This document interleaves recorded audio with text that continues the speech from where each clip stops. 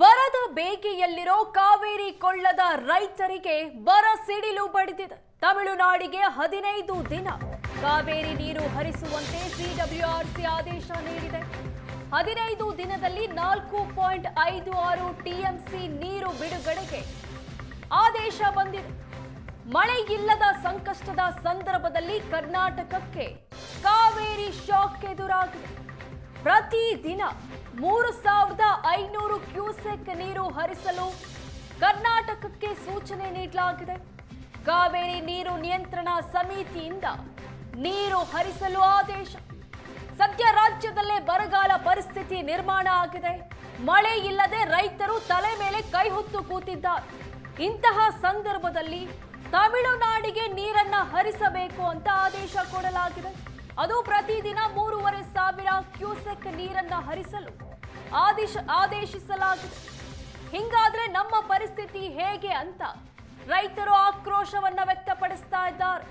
ನಮಗೆ ಇಲ್ಲಿ ನೀರಿಲ್ಲ, ಈಗಿರೋ ನೀರನ್ನ ನಾವು ಮುಂದಿನ ದಿನಗಳಿಗೆ ಅಂತ ನಂಬ್ಕೊಂಡು ಕೂತಿದ್ದೀವಿ.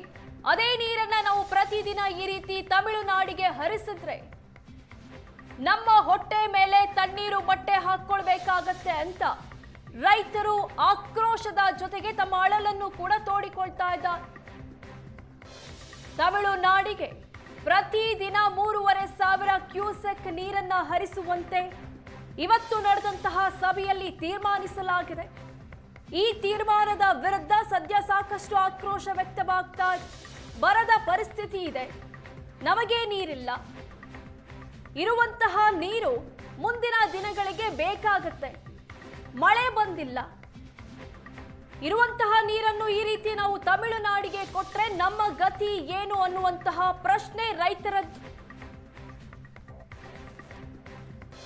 ಕಾವೇರಿ ನೀರು ನಿಯಂತ್ರಣ ಸಮಿತಿ ಆದೇಶ ಪ್ರಶ್ನಿಸಲು ಸರ್ಕಾರ ನಿರ್ಧಾರ ಮಾಡಿದೆ. ಕಾವೇರಿ ನೀರು ನಿರ್ವಹಣಾ ಪ್ರಾಧಿಕಾರಕ್ಕೆ ಮೇಲ್ಮನವಿ ಸಲ್ಲಿಸಲು ನಿರ್ಧರಿಸಲಾಗಿದೆ. ಸಂಕಷ್ಟದ ಸಂದರ್ಭದಲ್ಲಿ ನೀರು ಬಿಡುಗಡೆ ಹೇಗ್ ಸಾಧ್ಯ ಅಂತ ಪ್ರಶ್ನಿಸೋಕೆ ಸರ್ಕಾರ ಮುಂದಾಗಿದೆ. ಕೆಆರ್ಎಸ್ ಜಲಾಶಯದಲ್ಲಿ ಕೇವಲ 8 ಟಿಎಂಸಿಯಷ್ಟು ನೀರಿದೆ. ಬೆಂಗಳೂರು, ಮಂಡ್ಯ, ರಾಮನಗರಕ್ಕೆ 3.15 ಟಿಎಂಸಿ ನೀರಿನ ಅಗತ್ಯ ಇದೆ. ಮಳೆ ಬರದಿದ್ರೆ ಇನ್ನೂ ಕಷ್ಟ ಆಗತ್ತೆ. ಇಂತಹ ಸಂದರ್ಭದಲ್ಲಿ ನಾವು ನೀರು ಬಿಡೋದು ಹೇಗೆ ಅಂತ ಜಲಸಂಪನ್ಮೂಲ ಸಚಿವ ರಾಮಲಿಂಗಾರೆಡ್ಡಿ ಹೇಳಿದ್ದಾರೆ. ಈ ಕಾವೇರಿ ನೀರನ್ನ ನಂಬಿಕೊಂಡೇ ಇರೋದು ನಾವು. ಬೆಂಗಳೂರಿನಲ್ಲಿ ಕುಡಿಯುವ ನೀರಿಗೆ ಸಮಸ್ಯೆ ಎದುರಾಗುತ್ತೆ. ಈಗ ಕೆಆರ್ಎಸ್ ನಲ್ಲಿ 8.6 ಟಿಎಂಸಿ ಮಾತ್ರ ನೀರಿದೆ. ಹೀಗಿರ್ಬೇಕಾದ್ರೆ ಪ್ರತಿದಿನ 3500 ಕ್ಯೂಸೆಕ್ ನೀರನ್ನ ತಮಿಳುನಾಡಿಗೆ ಬಿಟ್ರೆ ನಮ್ಮ ಪರಿಸ್ಥಿತಿ ಏನು ಅನ್ನೋದು ಪ್ರಶ್ನೆ. ಕಳೆದ 15 ದಿನಗಳ ಹಿಂದೆ ನಡೆದಂತಹ ಮೀಟಿಂಗ್ ನಲ್ಲೂ ಕೂಡ ಇದೇ ಪಟ್ಟನ್ನ ಹಿಡಿದಿದ್ರು ತಮಿಳುನಾಡಿನವರು. ನಮಗೆ ನೀರು ಬೇಕೇ ಬೇಕು, ನಮಗೆ ಅಗತ್ಯ ಇದೆ, ಕೃಷಿ ಚಟುವಟಿಕೆಗೆ ನೀರಿನ ಅವಶ್ಯಕತೆ ಇದೆ ಅನ್ನೋ ವಾದವನ್ನ 15 ದಿನಗಳ ಹಿಂದೆ ನಡೆದಂತಹ ಸಭೆಯಲ್ಲಿ ಅವರು ಮಂಡಿಸಿದ್ರು, ಒತ್ತಾಯಿಸಿದ್ರು. ಅದರಂತೆ ಇವತ್ತು ಕೂಡ ಸಭೆ ನಡೆದಿತ್ತು. ಈ ಸಭೆಯಲ್ಲಿ ಪ್ರತಿದಿನ ನೀರನ್ನ ಬಿಡಬೇಕು, 2018ರ ಆದೇಶದಂತೆ ನೀವು ನಡ್ಕೊಳ್ಬೇಕು ಅನ್ನೋ ಮಾತನ್ನ ಚರ್ಚಿಸಲಾಗಿದೆ. ಈಗಷ್ಟೇ ಸಿಡಬ್ಲ್ಯೂಆರ್ಸಿ ಸಭೆ ಮುಗಿದಿದೆ. ನಮ್ಮ ಜೊತೆ ಮಾತನಾಡಲಿಕ್ಕೆ ಜಲಸಂಪನ್ಮೂಲ ಸಚಿವರಾದಂಥ ರಾಮಲಿಂಗಾರೆಡ್ಡಿ ಅವರಿದ್ದಾರೆ. ಸರ್, ಇವತ್ತು ಸಿಡಬ್ಲ್ಯೂಆರ್ಸಿಯ ಆದೇಶ ಒಂದು ರೀತಿ ಕರ್ನಾಟಕಕ್ಕೆ ಮಾರಕ ರೀತಿಯಲ್ಲಿ ಕಾಣಿಸ್ತಾ ಇದೆ.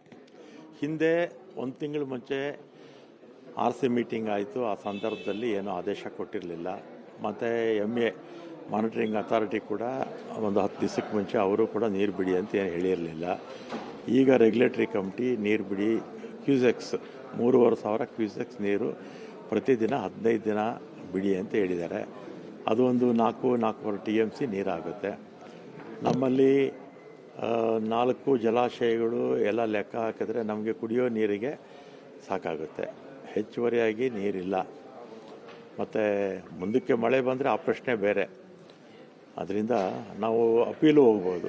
ಮಾನಿಟರಿಂಗ್ ಅಥಾರಿಟಿಗೆ ರೆಗ್ಯುಲೇಟರಿ ಕಮಿಟಿ ಏನು ತೀರ್ಮಾನ ಕೊಟ್ಟಿದ್ದಾರೆ ಅದರ ಮೇಲೆ ಮಾನಿಟರಿ ಅಥಾರಿಟಿಗೆ ಅಪೀಲು ಹೋಗ್ಬೋದು.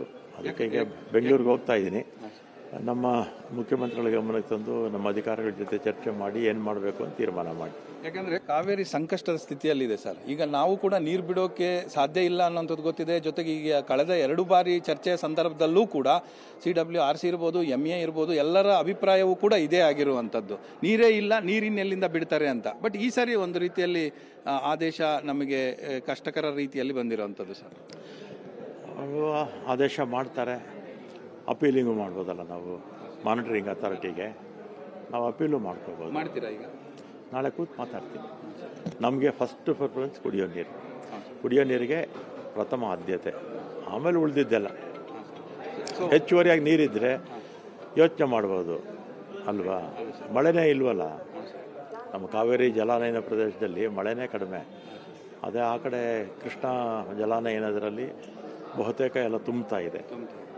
ಸರ್, ಇವಾಗ ಈ ಕಂಡೀಷನ್ ನೋಡಿದ್ರೆ, ಹವಾಮಾನ ಇಲಾಖೆ ಕಂಡೀಷನ್ ನೋಡಿದ್ರೆ ಏನಿದೆ ಅಂತ ಹೇಳಿ, ಯಾಕಂದರೆ ಇವತ್ತು ನಾವು ಎಲ್ಲಾದರೂ ವಾದ ಮಾಡಲಿಕ್ಕೆ ಅಥವಾ ನಮ್ಮ ಕರ್ನಾಟಕದ ಪರವಾಗಿ ಅಂಕಿಅಂಶ ಮುಂದಿಡಲಿಕ್ಕೆ ನಾವೆಲ್ಲಾದರೂ ಎಡವುದ್ವಾ ಅಂತ. ಯಾಕಂದರೆ ಈ ಥರ ಆದೇಶ ಬರಬೇಕು ಅಂತ ಅಂದರೆ ಎಲ್ಲಾದರೂ ಎಡವಿದ್ವಿ. ನಮ್ಮ ಅಧಿಕಾರಿಗಳು ಸ್ಪಷ್ಟವಾಗಿ ಎಲ್ಲ ಮೀಟಿಂಗಲ್ಲೂ ಕೂಡ ಚೆನ್ನಾಗಿ ವಾದ ಮಾಡಿದ್ದಾರೆ.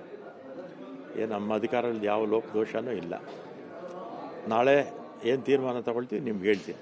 ಅಪೀಲ್ ಹೋಗೋದು ಅದ್ರ ಬಗ್ಗೆ ಹೇಳ್ತೀನಿ. ಇದು ರಾಮಲಿಂಗಾರೆಡ್ಡಿ ಅವರ ಮಾತು. ಕ್ಯಾಮರಾ ಪರ್ಸನ್ ಕೈಲಾಶ್ ಜೊತೆ ಡೆಲ್ಲಿ ಮಂಜು, ಏಷ್ಯಾನೆಟ್ ಸುವರ್ಣ ನ್ಯೂಸ್, ನವದೆಹಲಿ.